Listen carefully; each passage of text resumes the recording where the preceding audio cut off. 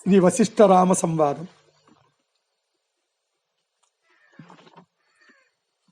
వశిష్ఠ మహర్షి ఏమంటారంటే, ఓ సర్వజనులారా, యోగ వాసిష్టము అనబడే ఈ మోక్ష శాస్త్రాన్ని 32,000 శ్లోకములతో మీ అందరి ముందు ఉంచుచున్నాను. ఇది సారవంతమైన అర్థప్రదాత, నిర్వాణ ప్రదాత కూడా. ఒకానొకడు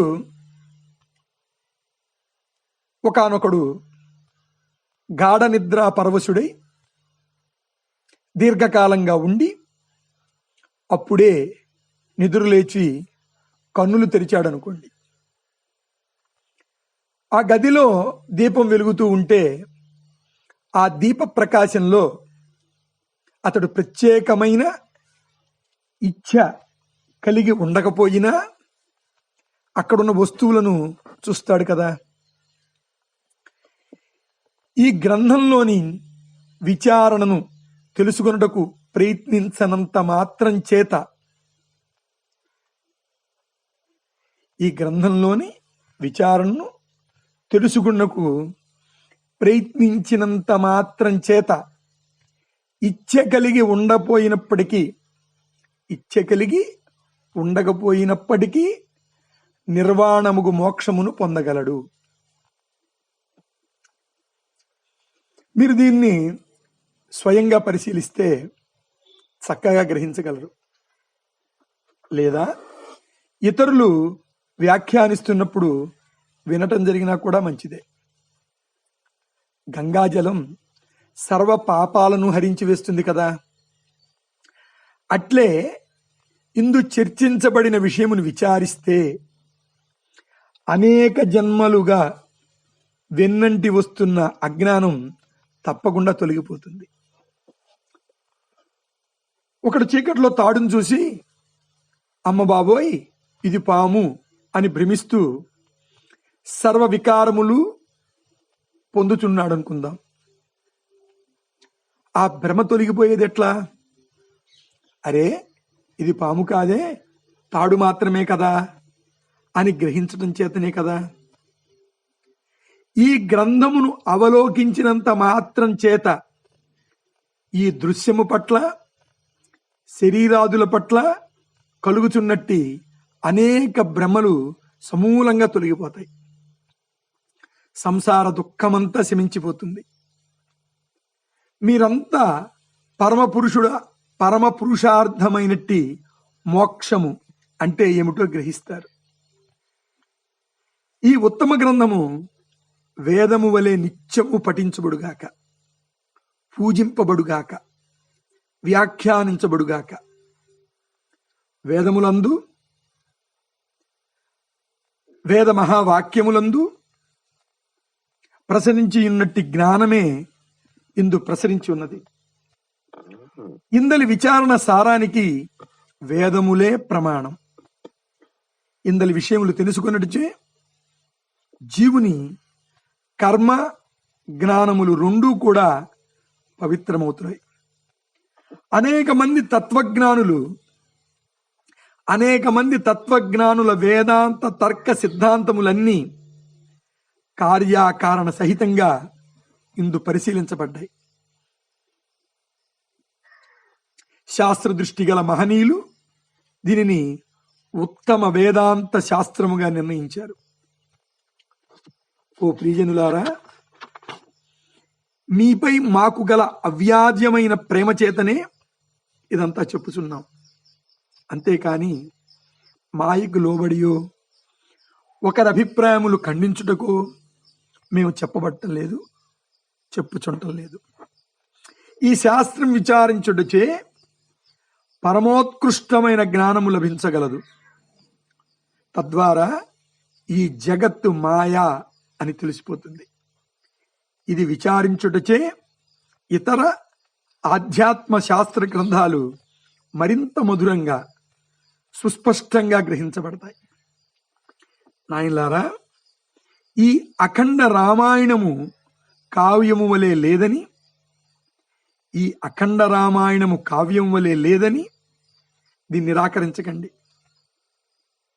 స్వస్వరూపమగు ఆత్మ విషయమై ఏర్పడిన దట్టమైన అజ్ఞానం తొలగాలంటే ఓర్పు నేర్పులతో కూడిన విస్తారమైన ప్రయత్నం అవసరమేనని మా అభిప్రాయం. అనేక రీతులైన ప్రవచనములు అవసరమే సుమ. ఏదేమైనా నిష్కారణంగా ఆత్మ విషయం మరచి సంసారులై ఉండటం శుభప్రదం కాదు. ధ్యానాదుల దృష్ట్యా స్వల్ప ప్రయత్నమే చేసి ఉన్నవారు కూడా మోక్షోపాయమైన ఈ గ్రంథం పఠిస్తూ ఉంటే క్రమంగా అమోఘమైన ప్రయోజనం పొందుచున్నారు. తత్వవిధులకు సద్గురువులు చెప్పుచుండంగా శ్రవణం చేశారా ఇంకా ఎంతో మంచిది. అట్టివారు తత్వజ్ఞుల్లో ఉత్తమోత్తములై పునఃసంసారమున పడబోరు.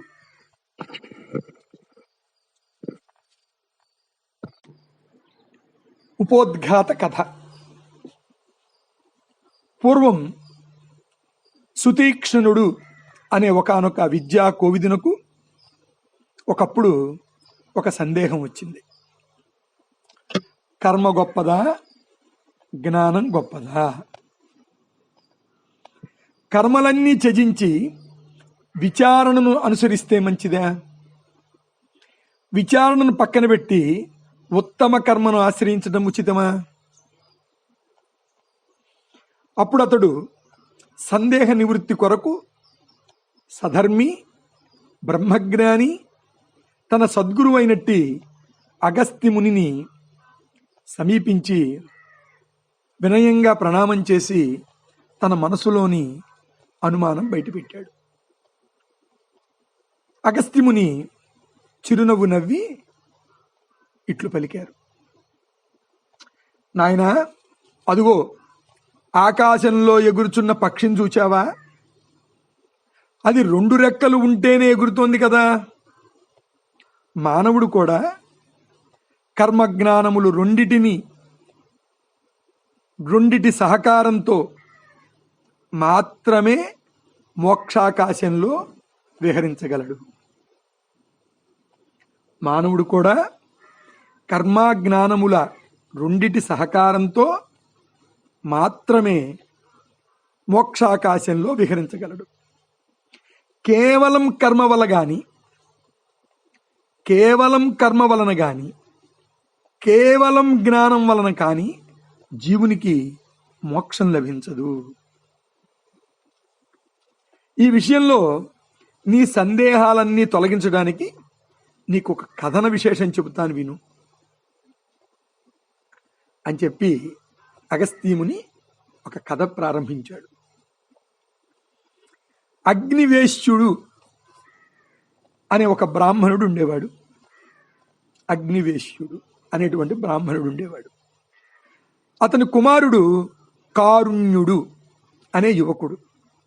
గురుకులంలో వేదాంగాలు చదివి ఆ తర్వాత గురుకుల వాసం నుండి ఇల్లు చేరాడు. ఇంటికి వచ్చిన తర్వాత వంశపారంపర్యంగా వచ్చే అగ్ని కార్యములు సంధ్యావందనము చేయకుండా తిరుగుతూ ఉండేవాడు. అగ్నివేశ్యుడు అది గమనించాడు. ఒకరోజు కుమారుణ్ణి దగ్గరికి పిలిచి, కుమారా, కర్మానుష్ఠానం త్యజించినట్లున్నావు, కర్మలను త్యజించి సిద్ధి ఎలా పొందాలనుకుంటున్నావు అని అనునాయంగా ప్రశ్నించాడు.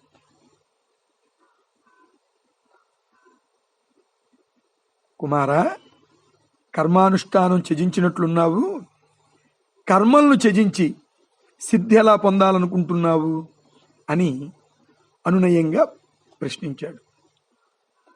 అప్పుడు కారుణ్యుడు, తండ్రి, మరి నన్నేం చేయమంటారు చెప్పండి?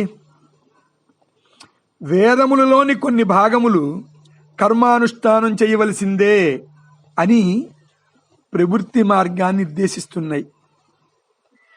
మరికొన్ని విభాగములలో కర్మ, ధనము, సంతానము మొదలైనవి మోక్షం ఇవ్వలేవు, సర్వత్యాగమొక్కటే ఉపాయం, త్యాగేనైతు కైవల్యం అని నివృత్తి మార్గాన్ని చూపుతున్నాయి.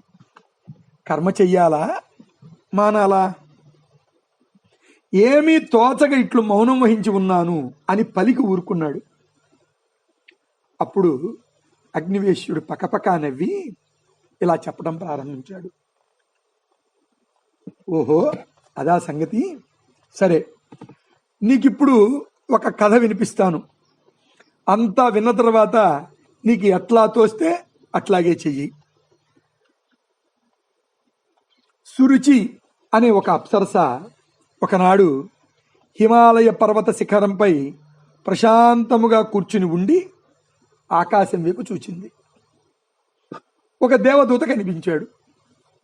అప్పుడు ఆమె, ఓ దేవదూత, మీ ముఖం ఏవో నూతన కాంతులతో వెలుగుచున్నది, ఏదైనా విశేషమా అని ప్రశ్నించింది. అప్పుడు ఆ దేవదూత ఇట్లా చెప్పసాగాడు. అవును, విశేషమే. ఇప్పుడే ఒక పరమాద్భుతమైన సంభాషణ విని వస్తున్నాను. అది తలుచుకుంటేనే నా ఒళ్ళు పులకరిస్తోంది. అదేమిటో నీకు చెప్తాను, విను. దేవదూత వాక్యాలు ఆ అప్సరస శ్రద్ధగా వినసాగింది. దేవదూత చెప్పసాగాడు. గంధమాదన పర్వతంపై అరిష్టినేమి అనే ఒక చక్రవర్తి ఎంతో భక్తి శ్రద్ధలతో తపస్సు చేస్తూ ఉండేవాడు. మన ప్రభువు ఇంద్రభగవానుడు అతని తపస్సుకు మెచ్చి అతన్ని స్వర్గమునకు తీసుకురావాల్సిందిగా నన్ను నియమించారు. నేను ఆ రాజు వద్దకు పోయి స్వర్గలోకమునకు ఆహ్వానించాను. అప్పుడు ఆ రాజు, అయ్యా, నా ఈ నమస్కారం స్వీకరించండి. నాదొక చిన్న సందేహం. దేవలోకంలో నాకు అవధులు లేని ఆనందం లభిస్తుందా? దేవలోకంలో నాకు అవధులు లేని ఆనందం లభిస్తుందా, లేక అక్కడ కూడా మా భూలోకంలో లాగానే గుణదోషాలు ఉంటాయా అని అడిగాడు. అతని ఉత్తమ జ్ఞానయుక్తమైన ప్రశ్నకు సంతోషించి నేను, ఓ రాజా, జీవులు తమ పుణ్యకర్మానుభవం కొరకు స్వర్గం చేరుతూ ఉంటారు. జీవులు తమ పుణ్యకర్మానుభవం కొరకు స్వర్గం చేరుతూ ఉంటారు.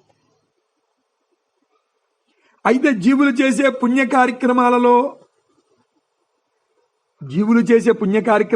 కూడా ఉత్తమ, మధ్యమ, అధమ భేదాలుంటాయి కదా. స్వర్గలోక వాసులలో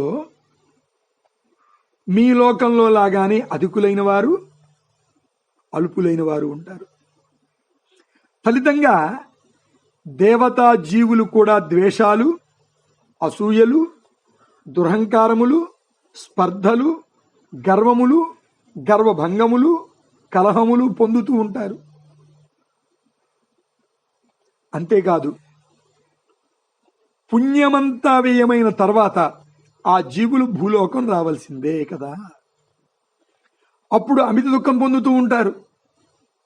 ఓ ఉత్తమ పుణ్యశీలుడా, ఇక మనం బయలుదేరదామా అన్నాను.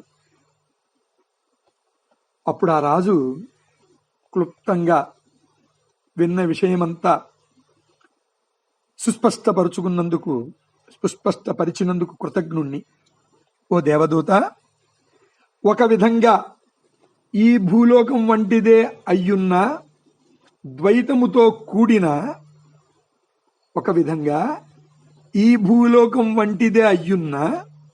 ద్వైతముతో కూడిన ఆ స్వర్గలోకం నేను కోరుకోవటం లేదు. నాకు నిర్వాణ రూపకమగు మోక్షమే కావాలి. అందుకొరకై ఇంకా ఇంకా తపస్సు చేస్తాను.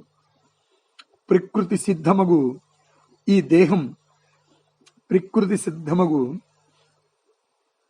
దేహం కూలినా పర్వాలేదు, నేను అందుకు సిద్ధమే అని చెప్పి మౌనం వహించాడు. ఇక చేసేది లేక నేను వెనకకు మరలాను. ఇంద్రదేవుని సమీపించి విషయమంతా విన్నవించాను. ఆయన ఆనందాశ్చర్యాలు పొంది ఇలా ఆజ్ఞాపించారు: ఓ దేవదూత, అరిష్టినేమి లక్ష్య శుద్ధి నాకు ఆనందం కలుగు చేస్తుంది. అయితే అతడు కోరుకునే మోక్షస్థితి ఉత్తమ విచారణ చేత మాత్రమే లభిస్తుంది. అతడు కోరుకునే మోక్షస్థితి ఉత్తమ విచారణ చేత మాత్రమే లభిస్తుంది. అతడు తన తపస్సుచే ఉత్తమ విరాగి అయినాడు. స్వర్గభోగములు ఉపేక్షించగల వితరణశీలం కూడా సంపాదించుకున్నాడు. అందుచేత ఉత్తమోత్తమైన ఆత్మ విచారణ వినడానికి అతడు తగి ఉన్నాడు. అందుచేత నీవు అతనిని వాల్మీకి ఆశ్రమం చేర్చు. మహత్తరమగు దేవదూత దర్శనం అతని పట్ల వృధా కాకూడదు కదా. ఆయన సూచించినట్లే నేను ఆ రాజుని వాల్మీకి ఆశ్రమం చేర్చాను.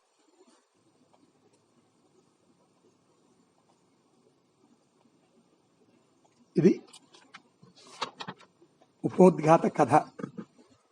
దీంట్లో మనం తెలుసుకోవాల్సింది, మోక్ష సాధనలో తపోధ్యాన నిష్కామ కర్మల వంటి ప్రయత్నములు, సత్యాసత్యముల విచారణ రెండూ ఆవశ్యకాలే. భౌతిక సుఖరూపములకు స్వల్ప లక్ష్యములు మోక్షస్థితి వరకు జీవుణ్ణి చేరకుండానే చేస్తాయి. భౌతిక సుఖరూపములకు స్వల్ప లక్ష్యములు మోక్షస్థితి వరకు జీవుణ్ణి చేరకుండానే చేస్తాయి. ఆత్మజ్ఞానం కొరబడినప్పుడు స్వర్గము కూడా తృప్తిదాయకము కాజాలదు. ముముక్షువైన వాడు ఆత్మానుభవం కల మహనీయులను సమీపించాలి. వారి వాక్యములు వినటం, మననం చేయటం ఉత్తమ మోక్షోపాయమై ఉన్నది. ఇది మనం ఈ కథల వల్ల మనం తెలుసుకున్నది. తర్వాత ఉపదేశం ప్రారంభించారు. 2 ఉపదేశ ప్రారంభం. అరిష్టినేమి రాజు వాల్మీకి ఆశ్రమంలో ప్రవేశించాడు. అక్కడ ప్రదేశమంతా పవిత్రతతో, ప్రశాంతతతో ఆనందమయమై ఉన్నది. మునికుమారులు మధురంగా సామగానం చేస్తున్నారు. మరికొందరు రామావతార కథ ఆనందంగా చెప్పుకుంటున్నారు. చల్లగా వీచే పిల్లగాలులు జీవులకు భక్తి జ్ఞాన వైరాగ్యములు గుర్తు చేస్తున్నట్లున్నాయి. విశాల వృక్షములు మధుర శబ్దములు వినిపిస్తున్నాయి. ఒక ఎత్తైన స్థానంలో వాల్మీకి మహర్షి ఆసీనులై ఉన్నారు. బ్రహ్మానందం ఆయన ముఖంలో మూర్తీభవించి ఉన్నది. రాజు ఆయన్ను సమీపించి సాష్టాంగ దండ ప్రణామం చేశాడు. మహర్షి రాజుని ప్రేమగా పలకరించి సుఖాసీనుణ్ణి చేశారు. రాజు అవనత శిరస్కుడై ఇట్లు ప్రార్థించాడు: హే వాల్మీకి మహర్షి, నేను సంసారబద్ధుడనై అనేక దుఃఖ పరంపరలను అనుభవిస్తున్నాను. నేటికి ఈ దేవదూత దయ వలన మీ దర్శనం లభించింది. ఎంతటి సుదినం తండ్రి! మీరు రామాయణం రచించి లోకమునకు మహోపకారం చేశారు. అయితే నాదొక సందేహం. ఎట్టి విచారణచే రాముడు మొదలైన వారు దుర్భరమైన ఈ సంసార సాగరాన్ని అవలీలగా దాటవేశారు. నాకు ఆ విషయం ప్రార్థిస్తున్నాను. మీ ప్రవచనముచే నన్ను పవిత్రుణ్ణి చెయ్యండి. వాల్మీకి మహర్షి ఇది విని ఒక్క క్షణం మౌనం వహించారు. తనను ఆశ్రయించవచ్చిన శిష్యుని పూర్వాపరాలు సంపూర్ణంగా గ్రహించారు. ఇతడు వివేక దృష్టితో నిత్యానిత్యములను పరిశీలించదలుచుకున్నాడు. కనుక యోగవాసిష్టం అనగా ఉత్తర రామాయణం వినటానికి తగినవాడు. లోక కళ్యాణం కొరకు జ్ఞానార్థులైన జనులపై నాకు గల అవ్యాజమైన ప్రేమచే వశిష్ఠ రామ సంవాద రూపమైన వాసిష్ఠ రామాయణం ఇతనికి బోధించెదనుగాక అని సంకల్పించారు. ఒక్కసారి ఆత్మ వస్తువుని ధ్యానం చేశారు. పిమ్మడిట్లా ప్రవచించడం ప్రారంభించాడు.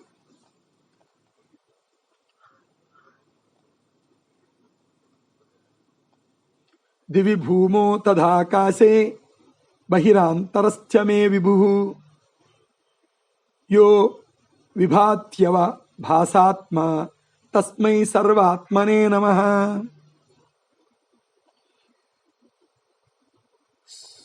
స్వస్వరూపభూతుడు ప్రకాశరూపుడు అయిన ఏ పరమాత్మ స్వర్గంలోనూ భూలోకంలోనూ ఆకాశంలోనూ బయట లోపల కూడా నానావిధ రూపములందు ఏకస్థుడై ప్రకాశిస్తున్నాడో అట్టి సర్వస్వరూపుడగు పరబ్రహ్మమునకు నమస్కరిస్తున్నాను. శృణురాజన్ ప్రవక్ష్యామి రామాయణమఖండితం శ్రుత్వావధార్య యత్నేన జీవన్ముక్తి భవిష్యసి. ఓ రాజా, జీవుని యొక్క అఖండత్వాన్ని ప్రసాదిస్తున్న మహారామాయణం చెప్తున్నాను. ఇది శ్రద్ధగా ప్రయత్నపూర్వకంగా విని అవగతం చేసుకున్నావా, నీవు ఇప్పుడే జీవన్ముక్తత్వం పొందగలవు. నీవు ఇప్పుడే జీవన్ముక్తత్వము పొందగలవు. ఈ ఆత్మవిచారణ వినడానికి కేవలం అజ్ఞాని తగినవాడు కాలేకపోతున్నాడు. ఈ ఆత్మవిచారణ వినటానికి కేవలం అజ్ఞాని అంటే నీ దేహమే, నేను ఈ దేహమే అను దేహాత్మ బుద్ధి కలవాడు తగినవాడు కాలేకపోతున్నాడు. కేవలం జ్ఞానికి ఇక చెప్పవలసిందేముంటుంది? కేవలం అజ్ఞాని తగినవాడు కాలేకపోతున్నాడు. కేవలం జ్ఞానికి ఇక చెప్పవలసిందేముంది? ఎవరైతే నేను బద్ధుణ్ణి, ఈ దృశ్యములోని అవాస్తత్వం నన్ను ముగ్ధుణ్ణి చేస్తోంది, ఎట్లా అయినా సరే ఆత్మజ్ఞానం పొంది ముక్తుణ్ణి కావాలి అని తీవ్ర ఇచ్ఛ కలిగి ఉంటారో, తీవ్రేచ్ఛ ఎప్పుడైతే కలిగి ఉంటుందో అట్టి వారందరూ ఈ బోధ వినటానికి తగిన వారే. మొదట పూర్వరామాయణం తెలుసుకుని ఉండటం జరిగితే అప్పుడు ఆ పాఠకుడు ప్రవృత్తి మార్గంలో చిత్తశుద్ధిని పొందుతున్నాడు. అలా శుద్ధి నొందిన చిత్తము స్వయంగా అకృత్రిమంగా సులభంగా జ్ఞానం పొందడానికి అభిముఖమవుతోంది. అప్పుడు ఈ వశిష్ఠ రామ సంవాద రూపమైన 6 ప్రకరణలతో కూడిన అఖండ రామాయణం విచారిస్తే ద్విగుణీకృతమైన ప్రయోజనం సిద్ధించగలదు. ఇది నివృత్తి మార్గంలో తప్పక మోక్షాన్ని ప్రసాదించగలదు. పూర్వం దివ్య దృష్టితో రాముని కథ దర్శించి 24,000 శ్లోకములతో రామాయణం రాశాను. భరద్వాజుడు అనువాడు నా శిష్యుడు, మహామేధావి, బుద్ధిమంతుడు, ఏకసంధాగ్రాహి, వినయము కలవాడు కూడా. అతనికి రామకథ వినిపించాను. ఒకసారి అతడు ఆ కథంతా మేరు పర్వతంపై భగవంతుడగు బ్రహ్మదేవునికి వినిపించాడు. ఆయన పరమానందం పొంది, కుమారా, చాలా బాగున్నదయ్యా, రామచంద్రుని కథ లోకమునకు కళ్యాణం కలుగజేస్తుంది. నాకు ఈ కథ వినిపించినందుకు ఏదైనా వరం కోరుకో అని ఆశీర్వాదపూర్వకంగా పలికాడు. అప్పుడు భరద్వాజుడు, తండ్రి, ఈ జనుల దుఃఖములకు అంతు పొంతు ఉండటం లేదు. దేనివల్ల జనులు దుఃఖ విముక్తులవుతారో దాని గురించి చెప్పండి అని వేడుకున్నాడు. అప్పుడు ఆయన భరద్వాజుని నా వద్దకు తోడ్కుని వచ్చి ఇట్లా ఆజ్ఞాపించారు. నాయనా వాల్మీకి, ఇప్పుడు నువ్వు వ్రాయపూనుకున్న అఖండ రామాయణం శ్రమ అనుకోకుండా పూర్తి చెయ్యి. సప్తకాండలు మధురంగా వ్రాసావు. అయితే రాముడు ఏ విచారణ చే వశిష్ఠ మహర్షిచే బోధింపబడి పూర్ణుడు ఆత్మస్వరూపుడు అయ్యాడో, రాముడు ఏ విచారణ చే వశిష్ఠ మహర్షిచే బోధింపబడి పూర్ణుడు ఆత్మస్వరూపుడు అయ్యాడో ఆ విషయాన్ని నీ ప్రియ శిష్యుడగు భరద్వాజునికి బోధించు. అట్టి విచారణ సహాయంతో జీవులు ఈ సంసారమును అతి లాఘవంగా దాటివేయుదురు కదగాక అని ఆజ్ఞాపించి అంతర్ధానమయ్యాడు. అప్పుడు ప్రవచించబడినదే నీకు చెప్పబోతున్నాను. నీ మీద వాత్సల్యంతో భగవత్ ప్రేరితుడినై పలుకుచున్నాను. ఉత్కృష్టమైన ఈ ఆత్మజ్ఞానం పొందినవాడు శోకము, దైన్యము, అభిమానము త్యజించి వేస్తాడు. నిత్య తృప్తుడై వెలయగలడు.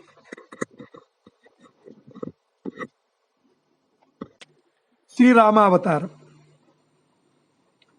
ఓ అరిష్టినేమి, నీ ఇష్టదైవము ఆ నారాయణుడే భక్తుల శాపాలను పరిపూర్ణమనర్చే నిమిత్తం ఒక రాజు వేషం ధరించి ఈ భూమిపై సంచరించినాడు. తన అఖండత్వము, అద్వితీయ చితానంద స్వరూపమును ఏమరచిన వాని వలె అవతరించి లోకములను పావనం చేశాడు. చైతన్య విగ్రహుడు శ్రీమన్నారాయణుడికి లీలామాత్రంగా చైతన్య శ్రీమన్నారాయణునికి లీలామాత్రంగా వేరువేరు సందర్భాలలో ప్రాప్తించిన శాపముల గురించి మొదట చెబుతాను. ఒకప్పుడు జగత్ప్రభువగు నారాయణుడు బ్రహ్మలోకం వచ్చాడు. బ్రహ్మదేవునితో సహా సర్వ బ్రహ్మలోకవాసులు ఆయన్ని పూజించారు. బ్రహ్మమానస పుత్రుడగు సనత్కుమారుడు మాత్రం, నేను నిష్కాముణ్ణి కదా, ఈ చరాచర సృష్టిలో నాకు కావలసిందేముంది, ఆశ్రయించవలసిందేమున్నది అని తలచి మాధవుణ్ణి పూజించనే లేదు. ఇది గమనించిన గోవిందుడు, ఓయి మిత్రమా సనత్కుమారా, నీవు నిష్కాముడివే కావచ్చు, కానీ యుక్తాయుక్తములు మరవరాదు కదా. అందుచేత కుమారస్వామివై జన్మించి కామార్తుడవుగాక అని శపించాడు. అందుకు ప్రతిగా సనత్కుమారుడు, నారాయణ, అట్లా అయితే నీవు నీ సర్వజ్ఞతమును కోల్పోయి కొంతకాలం అజ్ఞానివై భూమిపై సంచరించదువుగాక అని శపించాడు. మరి ఆ వాక్యం నారాయణుడు సఫలం చెయ్యాలి కదా. ఇది పూర్వం ఒకానొక కల్పంలోని విషయం. ఆ కల్పంలో ఖ్యాతి అను ఆమె భృగువు యొక్క భార్య. ఖ్యాతి అను ఆమె భృగువు యొక్క భార్య. ఆ ఖ్యాతి విష్ణు భక్తురాలు. సర్వాంతర్యామగు విష్ణుమునందు లీలమవుదునుగాక అని కోరుకుని భక్తి శ్రద్ధలతో ఆరాధించింది. భక్తవత్సలుగు నారాయణుడు తన భక్తురాలి కోరికలను సఫలం చేశారు. అప్పుడు భృగువు కోపపరవశుడై, ఓయి విష్ణుమూర్తి, భార్యావియోగం ఎంతటి బాధాకరమో నీకు తెలియాలి. నీవు కూడా నాలాగానే భార్యావియోగం కలుగుగాక అని శపించాడు. గోలోకంలో ఒకప్పుడు రాధ సుధాముడిని చూచి ఏదో సందర్భంలో నీవు దానవ కులంలో జన్మించదుగాక అని శపించింది. అతడు జలంధరుడై జన్మించాడు. అతని భార్య బృంద. లోకకంటకుడకు జలంధరుణ్ణి ఆ బృంద పాతివ్రత్యం కాపాడుతూ ఉండేది. దేవతలచే ప్రార్థింపబడి నారాయణుడు లోక కళ్యాణం కొరకు కపట రూపం దాల్చి బృంద ప్రాతిపత్యం భంగపరిచాడు. జలంధరుడు సంహరింపబడ్డాడు. అప్పుడు విష్ణువు మోసం చేశాడని తెలిసి నీకు కూడా భార్యా వియోగం కలుగుగాక అని శపించింది.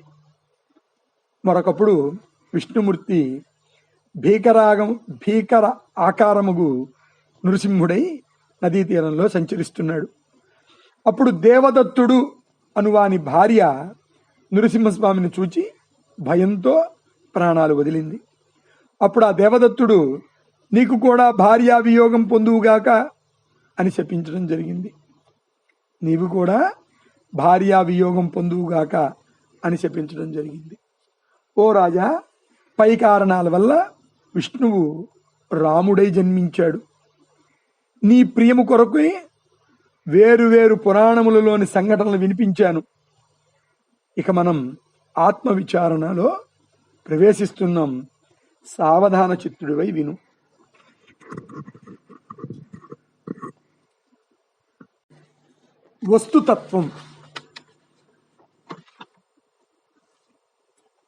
వస్తుతత్వం ఆకాశము యొక్క వాస్తవ స్వరూపం శూన్యమే కదా. ఈ నిజం తెలుసుకున్న తర్వాత ఆకాశంలో నీలవర్ణము గల పదార్థమేదో ఉన్నది అనే భ్రమ ఎవరికి ఉంటుంది? ఈ కనబడే జగత్తు కూడా కల్పిత మాత్రమని, స్వకీయమైన భ్రమ అని ఎరిగిన తరువాత ఇందు ప్రాప్తిస్తున్న సర్వ వికారములు తొలుగుతాయి. అయితే బ్రహ్మము యొక్క వాస్తవ స్వరూపం తెలుసుకున్నప్పుడు మాత్రమే ఈ జగత్తు యొక్క నిజ రూపం మనం తెలుసుకోనగలం. అయితే బ్రహ్మము యొక్క వాస్తవ స్వరూపం తెలుసుకున్నప్పుడు మాత్రమే ఈ జగత్తు యొక్క నిజ స్వరూపం మనం తెలుసుకోనగలం.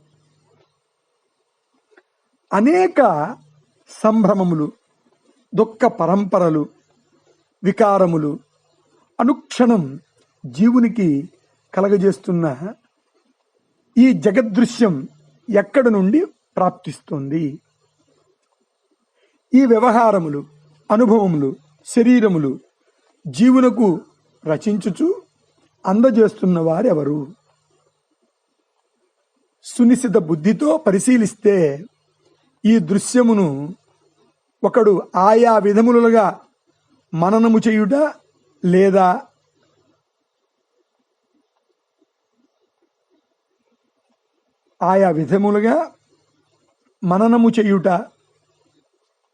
ఆ చెయ్యుట చేతనే ప్రియముగా అప్రియముగా, సుఖ దుఃఖ భరితంగా, సామాన్యముగా అసామాన్యముగా ఇట్లా అనేక విధములైన భావనలతో అనుభవం అవుతున్నది. అది తెలియవచ్చుచున్నది.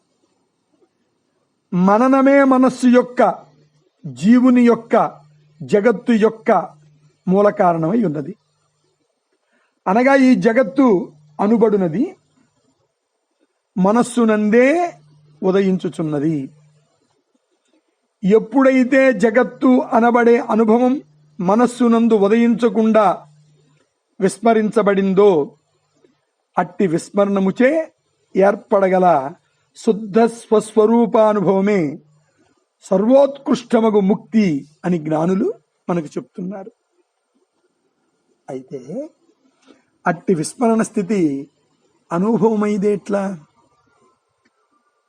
అట్టి విస్మరణ స్థితి అనుభవమయ్యేదెట్లా? అనేక అనుభవములతో కూడిన ఈ దృశ్యము ఉన్నదా? అనేక అనుభవములతో కూడిన ఈ దృశ్యము ఉన్నదా? ఉంటే బాలునికి ఒక రకంగా, వృద్ధునికి మరొక రకంగా ఎందుకు తోచుచున్నది? కాబట్టి ఈ కనబడు దృశ్యము కాని, దాని సాక్షిత్వము కాని ఏ కాలంలోనూ ఉండి ఉండనే లేదు.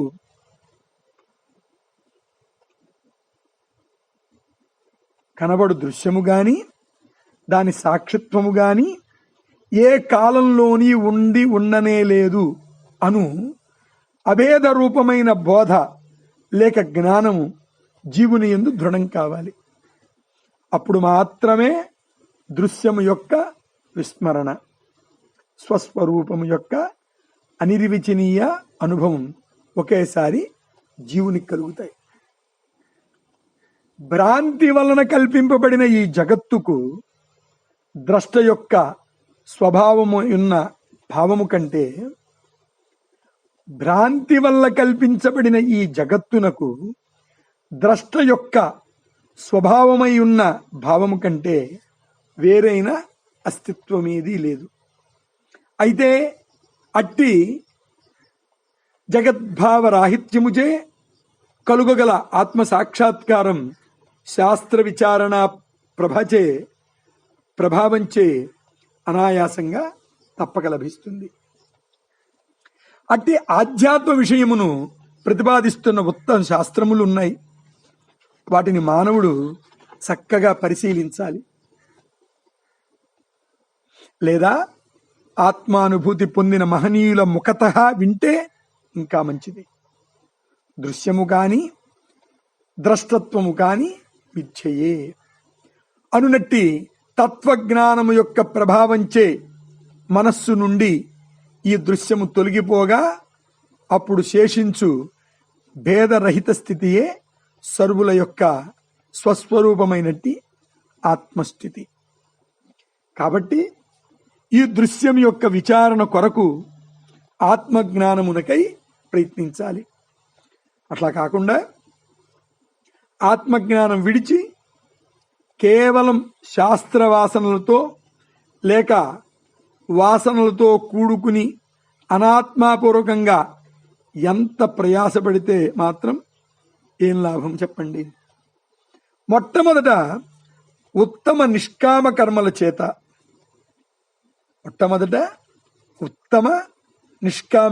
చేత, ఉపవాసనాల చేత, ఉపాసనల చేత, శ్రవణ మనదాదుల చేత, స్వవిచారణ చేత జీవుడు వాసనాక్షయం సాధించాలి. మొట్టమొదట ఉత్తమ నిష్కామ కర్మల చేత, ఉపాసనల చేత, శ్రవణ మననాదుల చేత, స్వవిచారణ చేత జీవుడు వాసనాక్షయం సాధించాలి. ఈ విధంగా చిత్తము నిర్మలత్వం పొందగా సర్వవాసనలు సంపూర్ణంగా త్యజించుటయే ఉత్తమమైన మార్గం. ఆసక్తి కలిగి ఉండటయే వాసనల రూపం కదా. ప్రపంచం పట్ల గల భ్రమలు తొలగిపోతే అప్పుడు మరికొంత అభ్యాసంచే అస్తిత్వ ఆసక్తిపూర్వకముగు తాదాత్మ్యము సన్నగిలుతుంది. ఇక జన్మ జన్మలుగా వెంటనంటి వస్తున్న వాసనలు తమంతడు తామే తొలగిపోతాయి. భ్రాంతి వల్లనే ఈ జగత్తు నాకు ఇట్లా కనబడుతోంది, భ్రాంతికి వేరుగా జగత్తు లేదు అను స్వభావ సహాయం చేత ఆత్మజ్ఞానమునకు పరాకాష్ఠ అయినటువంటి నిర్వాణ స్థితి ఉత్పన్నమవుతోంది. వాసనారాహిత్యము, దృశ్య మనన రాహిత్యము కలుగగా అప్పుడు లభించే స్థితే మోక్షం. అనగా ఒకప్పుడు మోక్ష ప్రాప్తికి వేరు ప్రయత్నములు, ఇకప్పుడు మోక్షప్రాప్తికి వేరే ప్రయత్నముల ఆవశ్యకత ఏది ఉండదు. అయితే వాసనల యొక్క సంపూర్ణ పరిత్యాగం అవిద్యా దోషము లేనట్టి శుద్ధ చిత్తులకు మాత్రమే సాధ్యం. ఎండ ఎక్కువతున్న కొద్దీ మంచు కరిగిపోతున్నట్లు ఆత్మజ్ఞానం ఉదయిస్తున్న కొద్దీ క్రమంగా దృశ్య తాదాత్మ్యం, అవిద్యా భావన, అనేకత్వ అనుభవం, వాసనల ప్రభావం సన్నగిలుతాయి.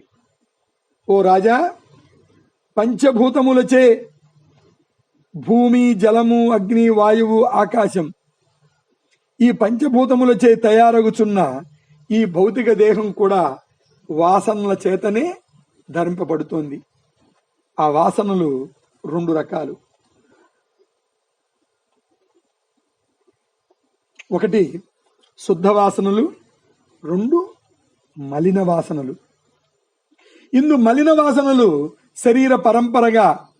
శరీర పరంపర ప్రాప్తికి కారణమవుతున్నాయి. మలిన వాసనల యొక్క ఆకారము గాని, వాటికి మూల కారణం కాని అజ్ఞానమే అయి ఉన్నది. అట్టి మలిన వాసనములే ఘనీభూతమై అహంకారము అనే రూపాన్ని పొందుతున్నాయి. ఇక శుద్ధ వాసనలో అహంకారమును, జన్మ పరంపరను నశింపచేస్తున్నాయి. ఉడకబెట్టిన వేరుశనగ గింజ మరలా మొలుస్తుందా? కానీ రూపం మాత్రం కలిగే ఉంటుంది కదా. శుద్ధ వాసనలు కూడా జ్ఞేయమగు, అంటే తెలుసుకునేది, తెలియబడినది ఆత్మను ఎరిగిన తరువాత తమ ముందు పునర్జన్మ అనే అంకురం కలిగి ఉండవు. శరీరం ధరించుట అను బాహ్య వ్యవహార సరళి మాత్రమే కలిగి ఉంటాయి. అట్టి శుద్ధన వాసనలు మాత్రమే కలిగి ఉన్న జీవుణ్ణి జీవన్ముక్తుడు అని పిలుస్తారు. మహాత్మునకు శ్రీరాముడు వశిష్ఠ మహర్షి బోధింపబడి సానబెట్టిన వజ్రంలాగా జీవన్ముక్తుడై ఈ భూమి మీద సంచరించాడు. ఆ రాముడు ఎట్టి విచారణచే అట్టి పరమోత్కృష్ట స్థితిని పొందాడో ఆ విచారణ నీకు కూడా చెబుతాను. ఇది వినిన వారికి జరణ మరణ భయం తొలుగుతుంది. వారందరూ తమ స్వరూపం యొక్క వాస్తవ స్థితి గ్రహిస్తారు.